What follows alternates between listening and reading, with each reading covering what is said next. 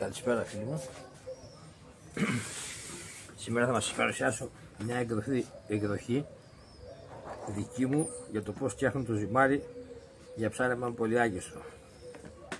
Εδώ έχω μουλιάσει μπαγιάτικο ψωμί. Όπως είναι, δεν το βγάζω κόρες και ψύχες. Το μούλιασα καλά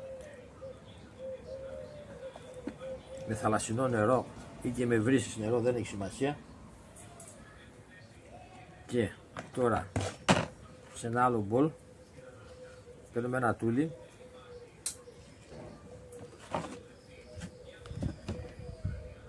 και θα το στραγγίσουμε για να κρατήσουμε. Θέλουμε να φύγουν τα υγρά και να κρατήσουμε στην ουσία τη ζύμη. Δηλαδή κάτι σαν ζυμάρι θα είναι αυτό. Τώρα θα το δούμε. Βλέπουμε πόσα υγρά έβγαλε.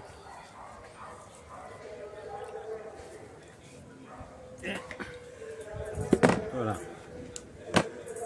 δεν το πετάμε αυτό το υγρό, θα μας χρειαστεί αργότερα. Και ορίστε, εδώ έχουμε τη ζύμη μας. Και τώρα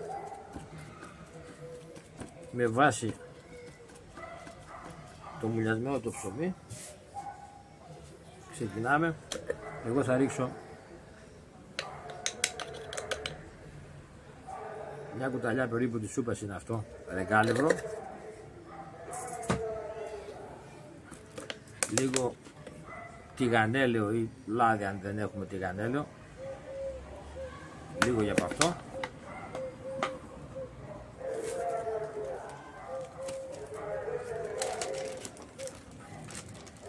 Εδώ έχουμε ανακατεμένο αλεύρι με φρυγανιά.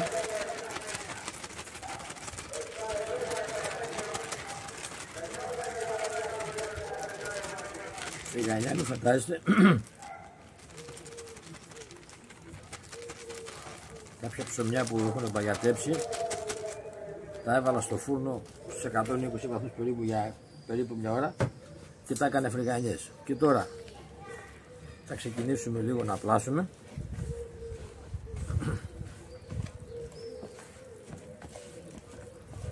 Και αναλόγως πως είναι θα συμπληρώνουμε και αλεύρι ή ό,τι άλλο υλικό χρειαστεί. Θα βάλω και σκόνη σκόρδο.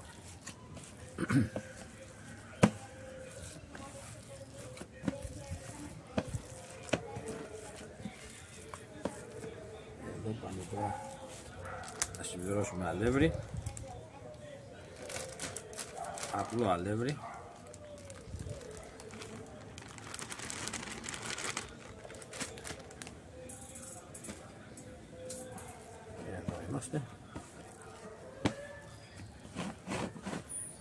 Τώρα αν χρειαστεί να το αραιώσουμε και μας βγει πολύ σφιχτό, θα το αραιώσουμε με το νερό που κράτησα εκείνο που στράγγισα το ψωμί.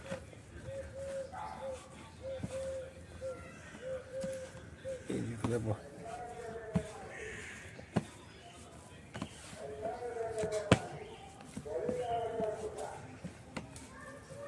ξέχασα να σας πω ότι στο μείγμα εκείνο το αλεύρι με το τριμμένο το ψωμί, τη φρυγανιά δηλαδή που είχα μέσα και σκόρδο, σκόνη σκόρδο, οπότε δεν χρειάζεται να βάλω γιατί είχα αρκετή βάληση εκείνη. Βλέπουμε ότι έχει αρχίσει να ομογενοποιείται. Θα χρειαστούμε και άλλο αλεύρι.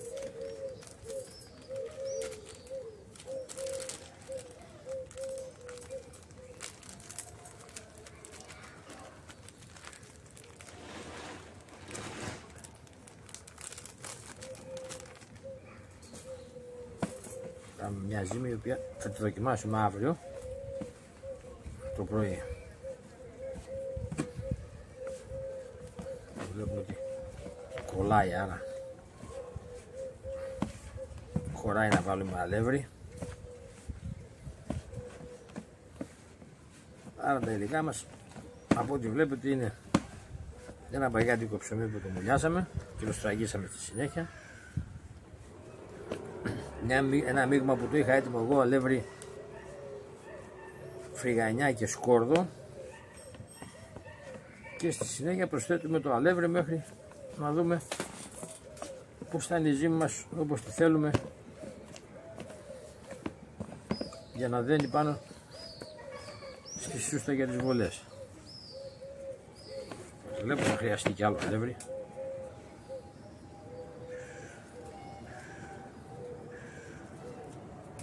Νομίζω είναι από τα πιο απλά ζυμάρια αυτό, χωρίς ιδιαίτερα.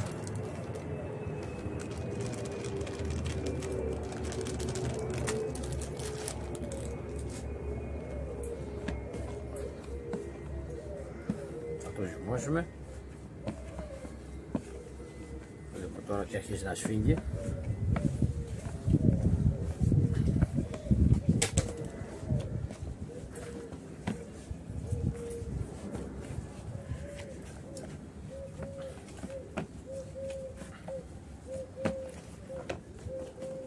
Θέλουμε να είναι ούτε πολύ σφιχτό, αλλά ούτε και πολύ χαλαρό. Δηλαδή όταν θα το βάλουμε πάνω στη σούστα να δέσει καλά για να μην φύγει, και μέσα στη θάλασσα να μπορούν τα ψάρια όταν πάνε και τρώνε να το σπάνε. Βλέπω ότι ήδη έχει αρχίσει και σφίγγει.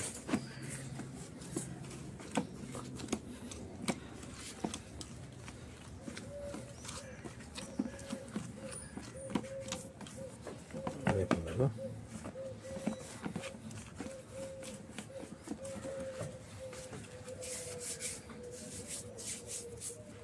Νομίζω ότι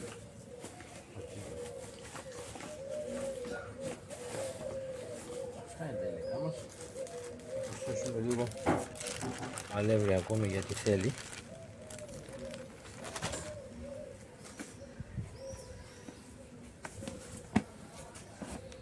Για να σφίξει λίγο ακόμη. Αυτό είναι ένα πολύ απλό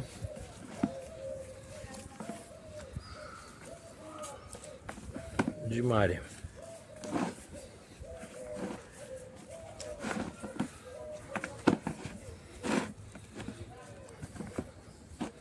Τα υλικά απλά βρίσκονται εύκολα σε κάθε σπίτι. Δηλαδή ένα ψωμί παλιό, αλεύρι, ταξιροκάλευρο, μπορείτε να αγοράσετε μια σακούλα που έχει μέσα περίπου μισό κιλό, κάνει 7-8 ευρώ, αλλά θα σας πάει, γιατί δεν βάζουμε πολύ, βάζουμε κάθε φορά μια κουταλιά έτσι για μυρωδιά περισσότερο.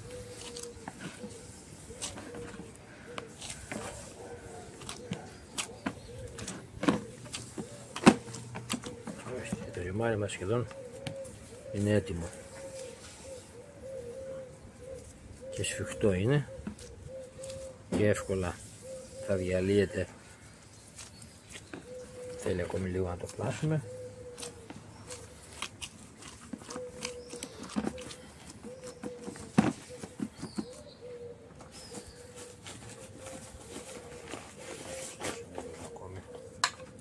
Εδώ έχω και λίγο αυτό εδώ, είναι νησιστές. Τώρα αντί να βάλω αλεύρι και το ζύγωμα εδώ, προσθέτω λίγο από αυτό.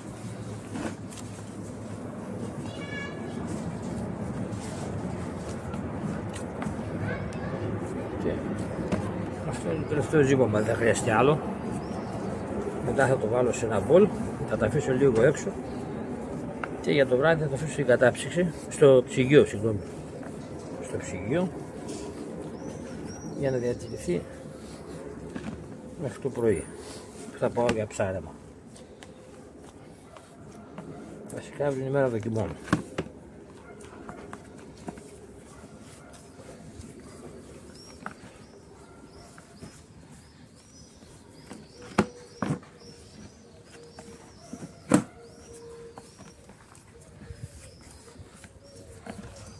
Τώρα βλέπουμε ότι σχεδόν είναι έτοιμο, έχει σφίξει. Δεν πάει άλλο, αυτό είναι εδώ. Λίγο ζύμωμα ακόμα θέλει.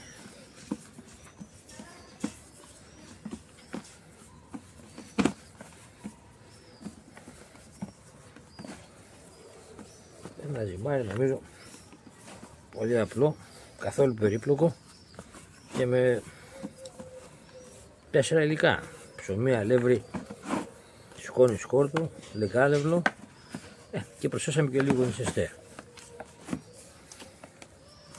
Αυτό είναι. Έτοιμο είναι. Το βλέπουμε.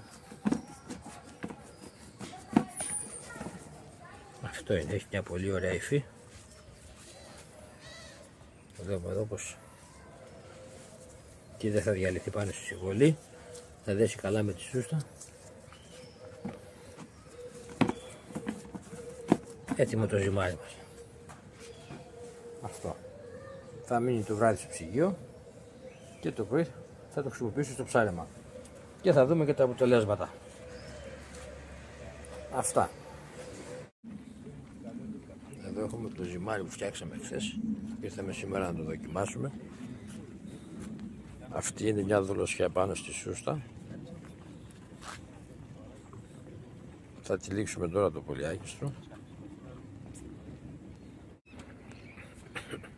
Έτοιμο το πολυάκιστρο.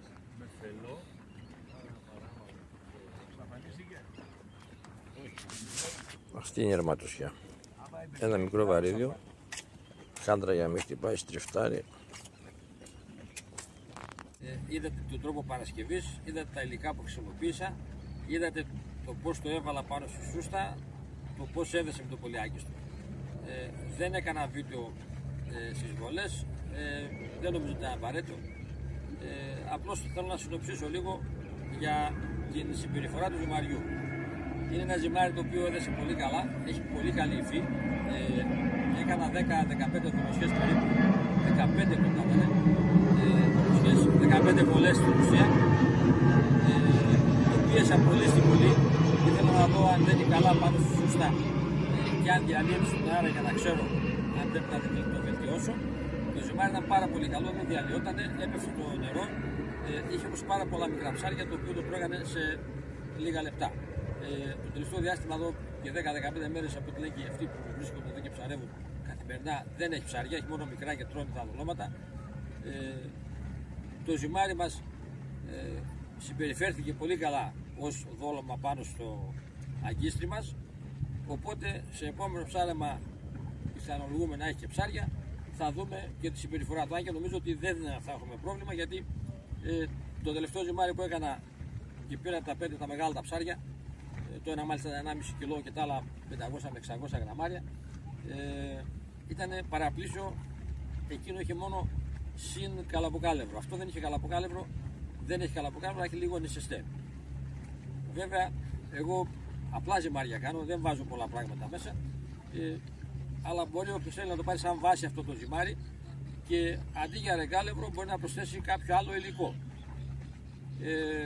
Εγώ έχω φτιάξει ένα μείγμα, το λέω και πιο μπροστά στο βίντεο, ένα μείγμα από αλεύρι, φρυγανιά τριμμένη που τη φτιάχνω εγώ τη φρυγανιά από παγιάδικα ψωμιά, μπόλικο μέσα σκόρδο, σκόνη,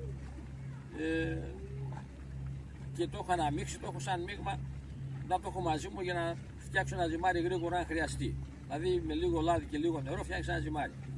Βάζω και από αυτό όταν φτιάχνω ζυμάρι.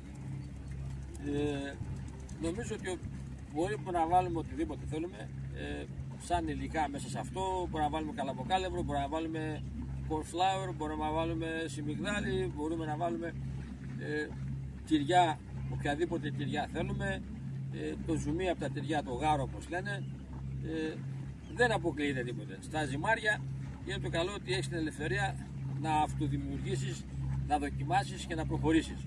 Δεν υπάρχουν κανόνες, υπάρχει δοκιμάζω, ψαρεύω και ό,τι με κάτσει το δουλεύω. Αρκεί να έχει ψάρια θάλασσα, έτσι, γιατί όταν δεν έχει ψάρια κανένα ζυμάρι δεν είναι καλό και δεν δουλεύει.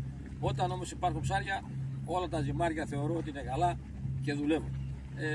Το βασικό είναι να το φτιάξουμε με τέτοια υφή να μην μας διαλύεται, και από εκεί και μετά οι γεύσεις, τα αρώματα και αυτά Ο καθένας ό,τι τον αρέσει, ό,τι δει ότι δουλεύει, το φτιάχνει και με αυτό ψαρεύει. Να είστε καλά, θα τα πούμε σε επόμενο βίντεο. Αυτό ήταν ένα βίντεο μόνο για ζυμάρι.